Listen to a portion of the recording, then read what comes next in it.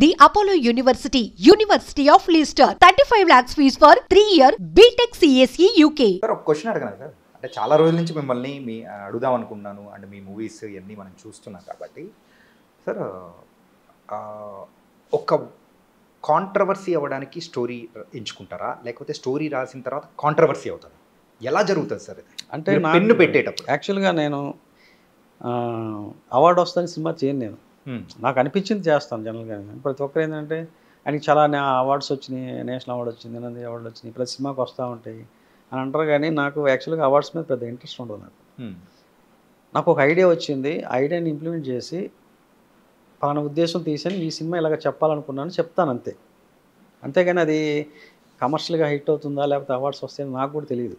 నేను ఆ ఉద్దేశం నేను రాయని కథను, ఏ కథ రాసేటప్పుడు కూడా నాకు ఒక ఐడియా వచ్చింది, ఆ ఐడియాని నేను పేపర్ మీద పెట్టి దాని మీద స్క్రీన్ మీద ప్రజెంట్ చేయడానికే ప్రయత్నం చేస్తుంటాను. అది ఒక్కోసారి కాంట్రవర్సీ అవుతుంటుంది, ఒక్కోసారి ఏమో అవార్డ్స్ వస్తూ ఉంటాయి. ఇంతే జరిగేది నాకు. నేను అసలు ఏది కూడా నేను కావాలని ఏది చేయను, నాకు అవసరం లేదు. ఎందుకంటే అంటే దర్శకుల గురించి నేను చెప్పను, ఎవరి గురించి కూడా. బట్ నా వరకు వచ్చేసరికి నేనేంటంటే ఒక సినిమాని ఒక కథ అనుకున్నప్పుడు ఆ కథని అద్భుతంగా తెర మీద పండించాలి, తెర మీదకి ఎక్కించాలి, దాన్ని 10 మందికి కనెక్ట్ చేయాలి. వాళ్ళు చూసి వాళ్ళు ఓన్ చేసుకొని ఇది నేను ఎక్కడో చూసినట్టుగా ఉంది, ఈ కథ నేను ఎక్కడో కథలో విన్నట్టుగా ఉంది, లేకపోతే నేను మన మధ్య జరుగుతున్నట్టు ఉంది అనే రిలేట్ అయితే చాలు. అంతవరకు నేను ఆలోచిస్తుంటాం. కానీ మిగతా ఇది కాంట్రవర్సీ అవుతుందా, లేకపోతే ఇది అవార్డ్స్ వస్తాయా, లేకపోతే దీనికి డబ్బులు వస్తాయా, అవార్డ్స్, నేను దాని గురించి ఆలోచించాను ఎక్కడ కూడా.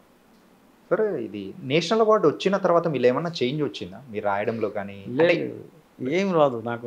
ఫస్ట్ నుంచి ఎలా ఉన్నానో, నాకు కథ రాసుకునేటప్పుడు చాలా యాంగ్జైటీ ఫీల్ అవుతుంటాను, తర్వాత దాని గురించి వదిలేస్తుంటాను. నాకు అంటే చేంజ్ అవ్వడం అంటే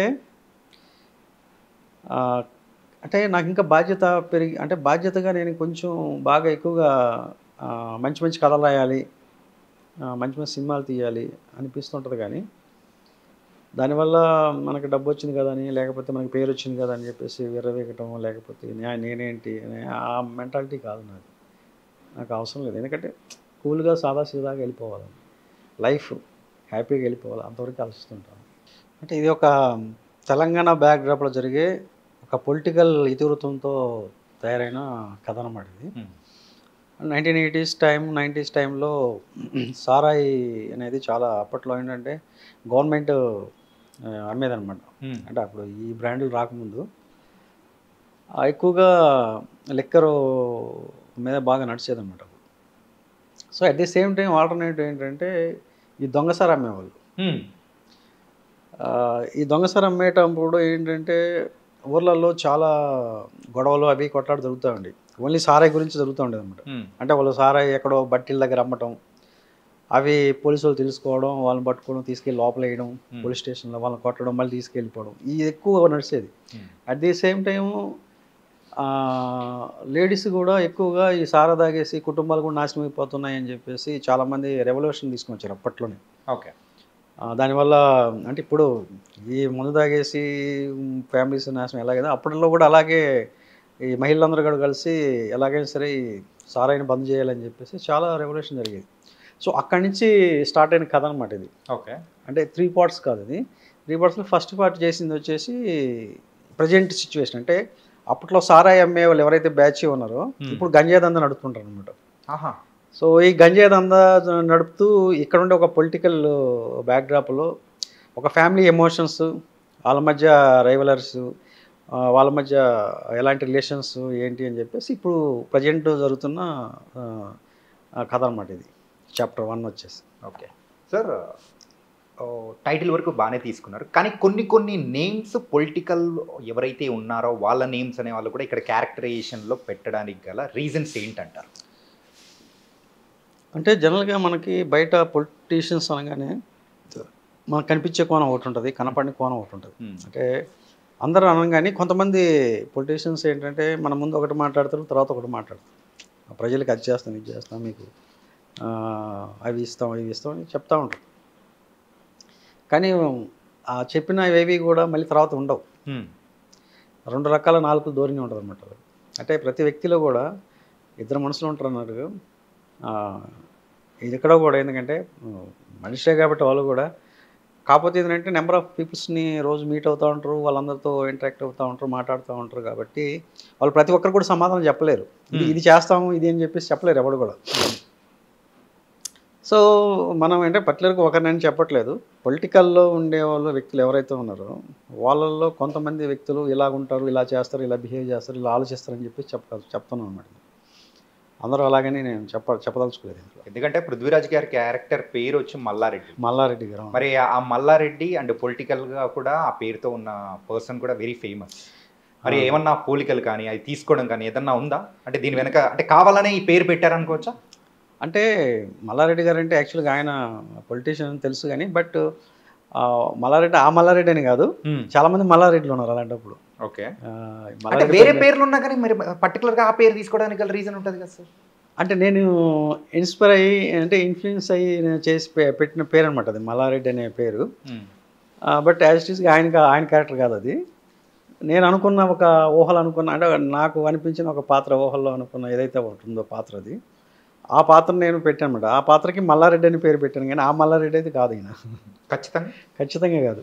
ఓకే, అంటే ఆయన గురించి తెలుసు కానీ యాక్చువల్గా ఆయన పాత్ర అయితే కాదు ఇది వేరే నేను నా మైండ్లోకి వచ్చిన ఒక పాత్ర అనమాట అది. ఎందుకంటే సార్ ఇక్కడ ఇంటర్లింక్స్ అనేది కూడా చాలా వేరువేరుగా ఉన్నాయి. అవును. ఒకటి ఏంటంటే ప్రభుత్వ సారాయి దుకాణం అని టైటిల్ పెట్టారు, ఒక పొలిటికల్ బ్యాక్డ్రాప్లో జరిగే ఒక ఫ్యామిలీ స్టోరీ అని చెప్పేసి అని అంటున్నారు. అండ్ దాంతోపాటు పొలిటికల్ లీడర్స్ ఎవరైతే ఇప్పుడు ప్రెసెంట్ ఉన్నారో వాళ్ళ పేర్లు ఆ టైటిల్ రోల్స్ అనేది కూడా తీసుకొని చేస్తూ ఉన్నారు. అవునవును. ఇన్ని లింకులు ఉన్నప్పుడు ఎక్కడా కూడా అంటే ఆ లింక్ లేకుండా ఉంటుందా అని అనిపించింది సార్. అంటే నేను క్రియేట్ చేసిన పాత్రలో ఆయన యొక్క క్యారెక్టరేషన్ ఉండొచ్చేమో, నాకు తెలియదు అది. ఎందుకంటే ఇప్పుడు ఇందాక లేదు అన్నారు, ఇప్పుడైతే ఉండొచ్చు అంటే అదే ఆయన ఒకళ్ళు చూసినప్పుడు ఇదేంటి నాలాగా ఉంది ఏంటి ఈ పాత్ర అనుకోవచ్చు, నాకు తెలియదు. ఆయన ఎలా ఉంటాడో నాకు తెలియదు. బట్ నేను అనుకున్నది ఒకటి, ఇలాగ ఒక క్యారెక్టర్ అయితే ఇలా ఉంటుంది. ఎందుకంటే ఇది నాకు షేక్స్పియర్ కథల్లో ఉండేటువంటి ఏ పాత్రలు అయితే ఉన్నాయో ఆ పాత్రలు నేను ఇందులో అడాప్ట్ చేయడం జరిగిందనమాట. అంటే ఒక వ్యక్తిలో ఉండే పగ, ద్వేషం, అసూయ ఇలాంటి ఏవైతే ఉంటాయో ఆయన కథల్లో పర్టికులర్గా క్యారెక్టరైజేషన్స్లో ఉండే అంటే ఇంటర్నల్గా ఉండే కొన్ని ఎమోషన్స్ ఉంటాయి. ప్రతి వ్యక్తిలో కూడా ఉంటాయి అన్నమాట. ఎందుకంటే మనతో మాట్లాడేటప్పుడు ఒకలా ఉంటుంది, లోపల వేరే ఎలా ఉంటుంది అనమాట. ఎవరి మీద కోపం వచ్చిందనుకో వాడి దగ్గర బాగా మాట్లాడతారు, కానీ లోపల ఇంకోటి ఉంటుంది. వాడి మీద పగ ఉంటే అది ఎలా తీర్చుకోవాలి, వీడిని ఎలా చంపాలి, వీడిని ఎలాగా మనం డిఫెండ్ చేసి అలాగే వీడిని వేసేయాలని ఒక యాంగిల్ ఒకటి ఉంటుంది.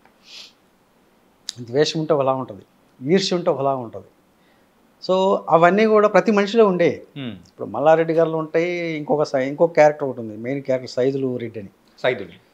ఆయన పేరు సైదులు రెడ్డి. సో ఆయన కూడా చాలా, అంటే అతను ఉండే ద్వేషాలు ఏవైతే ఉన్నాయో అవన్నీ కూడా ఏ టైంలో చూపించాలో ఆ టైంలో చూపిస్తూ ఉంటారు అన్నమాట. అన్ని సందర్భాల్లో చూపించరు. ప్రతి మనిషి కూడా ఒక జంతువు నుంచి వచ్చినోడే కాబట్టి ఆ జంతువు లక్షణాలు ఉంటాయి, ఎక్కడే పో, నీలో ఉంటాయి, నాలో ఉంటాయి, కానీ అవి వచ్చేటప్పుడు బయటకు వస్తాయి. సో ఆ వచ్చేటప్పుడు బయటకు వచ్చేది ఈ సినిమా అనమాట. ప్రభుత్వ సారాయి దుకాణం అనేది ఏ టైంలో అయితే ఆ టైంలో పర్టికులర్ ఆ టైంలో వచ్చినప్పుడు ఆ మనిషిని మనం చూడలేము, అంత చాలా క్రూయల్గా బిహేవ్ చేస్తూ ఉంటారు. సో అలాంటి బ్యాక్డ్రాప్లో జరిగే కథ అనమాట. ఓకే సార్, ఇందులో మీరు పెట్టింది కూడా జంతువులు లాంటి మనిషి కథ, జంతువు లక్షణాలు కలిగిన మనుషుల కథ. ఎందుకు సార్ అలా అంత తీసుకోవాల్సిన రీజన్ ఏంటి? అంటే బై బర్త్ మన మనిషి అనేవాడు మనకి తెలిసి మన అంటే సైంటిఫిక్గా కానీ హిస్టారికల్గా కానీ ఏది తీసుకున్నా కూడా జంతువు నుంచి వచ్చినారంటారు అందరూ. కోతి రూపంలో నుంచి వచ్చినా లేకపోతే ఇంకొక దాంట్లో నుంచి వచ్చినా కూడా ఇన్బిల్ట్ ఏంటంటే ప్రతి మనిషిలో కూడా ఆ లక్షణాలు ఉంటాయి. సో ఆ లక్షణాలు ఉండబట్టి ఆ సినిమాకి జంతువు లక్షణాలు కలిగిన మనుషులు కదా అని పెట్టాలనుకున్నాను అన్నమాట. అంటే జనరల్గా ఏంటంటే అది కొంచెం ధైర్యం కావాలి పెట్టాలన్నా కూడా. అందరూ అలాగ ఉంటారంటే చెప్పలేం, కానీ 90% పీపుల్స్ అలాగే ఉంటారు, అలాగే బిహేవ్ చేస్తారు. అంటే మనిషి అనేవాడు అన్ని సందర్భాల్లో కూల్గా ఉండలేడు. అంటే యోగిలాగా తపస్సు చేసుకుంటూ నాకేం సంబంధం లేదు ప్రపంచానికైనా అనుకోడు ఎవడు. అంటే డబ్బు కోసం, పేరు కోసం, పవర్ కోసం ఒక తొక్కిసలాట్లో వాడు ఏమైనా చేస్తాడు. మనిషి అనేవాడికి ఏంటంటే డబ్బు కావాలి ఫస్ట్, బతకడానికి డబ్బు కావాలి. ఇంతకుముందు అంటే వస్తువు మార్పిడి ఉండేది, వాళ్ళకి పెద్దగా ఈ వాడిని చంపాలి లేకపోతే వాడి దగ్గర నుంచి తీసుకోవాలని ఉండేది కాదు. నేను ఒక వస్తువు ఇస్తే నువ్వు నాకు ఒక వస్తువు ఇస్తావు, అంతే అయిపోయింది మాట, క్లియర్ అనమాట. కానీ ఇప్పుడు ఏంటంటే డబ్బు ప్రాధాన్యం కాబట్టి దీని మీద మనిషి అనేవాడు ఎత్తుకెత్తి ఎదగాలి కాబట్టి డబ్బు సంపాదించాలి. ఒక 100 కోట్లు ఉన్నవాడికి 200 కోట్లు కావాలి, కోటి ఉన్నవాడికి ఇంకొక కోటి కావాలి, 10 రూపాయలు ఉన్నవాడికి ఇంకో 10 రూపాయలు కావాలి. సో ఈ ఈ వెళ్ళే క్రమంలో వాడు ఏమైనా చేస్తాడు. అందుకే మనిషి అనేవాడు చాలా క్రూయల్గా బిహేవ్ చేస్తూ ఉంటాడు ఒక్కోసారి. అందుకే ఆ క్యాప్షన్ పెట్టాల్సి వచ్చింది అనమాట. నరసింహానంద్ గారు రాసే ఏ స్టోరీ అయినా కానీ ఉమెన్ సెంట్రిక్గా కూడా మ్యాక్సిమం జరుగుతుంటుంది. ఎందుకంటే ఉమెన్ని హైలైట్ చేస్తూ కూడా ఉంటుంది. ఇన్ఫ్యాక్ట్ చెప్పాలంటే హీరోస్ కంటే హీరోయిన్కే ఎక్కువ ప్రాధాన్యత అనేది కూడా ఇస్తూ ఉంటారు. మరి ఈ లేటెస్ట్ మూవీలో ఎలా ఉండబోతుంది సార్? యాక్చువల్గా ఇది కూడా ఉమెన్ సెంట్రిక్ పాయింటే. ఇది కూడా చెప్పాలంటే ఏంటంటే ఫైనల్గా ఏంటి సార్, అదేమన్నా ఫ్యాంటసీనా సార్? అంటే ఇన్ఫ్యాక్ట్ 1940లో గ్రామం దాని గురించి కానీ, లజ్జా కానీ, డిగ్రీ కాలేజ్ కానీ ఇలా అన్నీ చూసుకున్నా కానీ అట్లా చేయాలని ఎందుకు అనుకుంటున్నారు? అంటే మనకి అంటే స్త్రీ అనేది చాలా శక్తివంతమైన ఒక మన మన పుట్టుకకి కారణం స్త్రీయే మెయిన్. సో తనకి చాలా ఎమోషన్స్ చాలా ఎక్కువ ఉంటాయి మనకంటే, వాళ్ళకి ఎక్కువ ఎమోషన్స్ అన్నీ కూడా. అంటే బాధ వచ్చినా, కోపం వచ్చినా, సంతోషం వేసినా, దుఃఖం వేసినా సరే వాళ్ళు చాలా ఎక్స్ట్రీమ్గా వెళ్తారు. అలాగా బ్యాలెన్స్డ్గా ఉండలేరు వాళ్ళు. వాళ్ళలో ఉండే ఎమోషన్స్ ఏవైతే ఉన్నాయో అవి ఎక్కువగా క్యాప్చర్ చేస్తుంటారు అనమాట. అంటే కథ రాసుకునేటప్పుడు కూడా ఈ పాత్ర ఇలా ఉంటే బాగుంటుంది, ఈ పాత్ర ఇలా బిహేవ్ చేస్తే బాగుంటుంది, ఇలాగ ఉంటే ఈ క్యారెక్టర్ ఇలా ఉంటే బాగుంటుంది అనేది మనకు ఒక ఐడియా వస్తూ ఉంటుంది. బయట కూడా మనం చూస్తుంటాం కాబట్టి కొంతమంది మహిళలను కానీ వాళ్ళని కానీ వాళ్ళు వచ్చిన విధానం కానీ, వాళ్ళు ఇప్పుడు మనం ఇందిరాగాంధీ దగ్గర నుంచి చూసుకున్నా కూడా వాళ్ళలో చాలా ఒక స్థాయికి వచ్చారంటే, ఒక అనాథొక్కబడి, అంటే ఇందిరాగాంధీ అంటే బై బర్త్ ఆవిడ గోల్డ్ స్పూన్తో వచ్చింది కాబట్టి కాదు. చాలామంది మహిళలు చిన్న స్టేజ్ నుంచి పైకి వచ్చారంటే వాళ్ళ వెనకాల స్ట్రగుల్ చాలా ఉంటుంది అన్నమాట. వాళ్ళ లైఫ్ స్టైల్ చాలా డిఫరెంట్గా ఉంటుంది. సో అలాంటి వాళ్ళ కథలు చదివినప్పుడు మనకి ఒకటి అనిపిస్తూ ఉంటుంది అన్నమాట. అందులో నుంచి మనకేదో అనిపించి రాయాలనిపిస్తూ ఉంటుంది, వాళ్ళ గురించి చెప్పాలనిపిస్తూ ఉంటుంది, వాళ్ళ గురించి కొంచెం ఆలోచించాలనిపిస్తూ ఉంటుంది. అలాగే అందుకని నేను 1940లో గ్రామం కూడా ఆ అమ్మాయికి చాలా ఇంపార్టెన్స్ ఉంటుంది ఆ క్యారెక్టర్కి. అలాగే కమల్తో నా ప్రయాణం సినిమాలో కూడా ఆ అమ్మాయి మెయిన్ ఒక వేశ్య పాత్ర ఉంటుంది. అలాగే ఇందులో కూడా ఒక 3 అమ్మాయిలు తీసుకున్నాను అనమాట. ఆ 3 అమ్మాయిలు కూడా చాలా రెబల్గా ఉంటారు, చాలా రూడ్గా ఉంటారు, చాలా ఇన్నోసెంట్గా ఉంటారు అనమాట. 3 పాత్రల్లో 3 డిఫరెంట్ ఎమోషన్స్ ఉంటాయి. 3 క్యారెక్టరైజేషన్స్ ఉంటాయి. ఒకరికొకరు సంబంధం లేదు, కానీ 3 తెలిసిన వాళ్ళే విలేజ్లో ఉండేవాళ్ళు.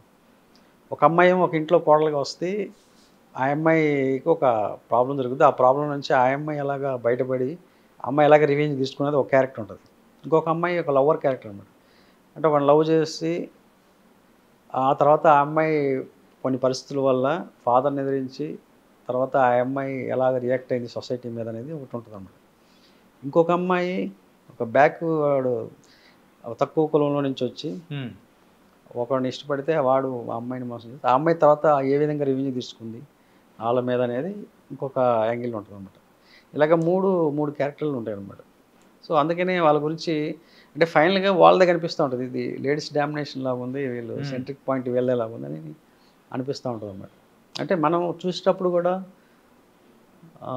మన రియల్గా జరుగుతున్నట్టే కొంచెం చాలా న్యాచురల్గా వెళ్తూ ఉంటాయి అన్నమాట. మనకి ఎక్కడో వీళ్ళని చూస్తున్నట్టుగా విలేజ్లో ఎక్కడో వీళ్ళని మనం